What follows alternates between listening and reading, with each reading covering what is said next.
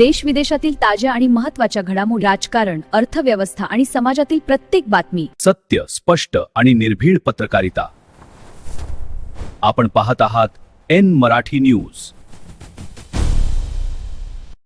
नमस्कार, एन मराठी न्यूजच्या बातमीपत्रात आपले स्वागत. कोरपना तालुक्यातून एक मोठी बातमी समोर येत आहे.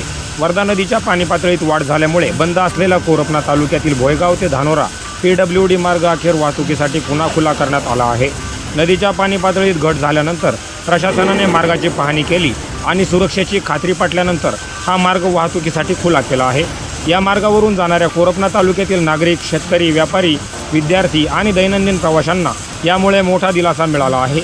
यावेळी गडचांदूर पोलिसांनी घटनास्थळी उपस्थित राहून वाहतुकीचे उत्तम नियोजन केले. तसेच नागरिकांना सावधगिरीने प्रवास करण्याचे आवाहन केले. मार्ग सुरू झाल्याने परिसरातील जनजीवन पूर्ववत होण्यास मदत झाली असून प्रशासनाने नागरिकांना अद्यापही पावसाची परिस्थिती लक्षात घेऊन खबरदारी घेण्याचे आवाहन केले आहे. एन मराठी न्यूजसाठी जिल्हा प्रतिनिधी विश्वनाथ झाडे, चंद्रपूर.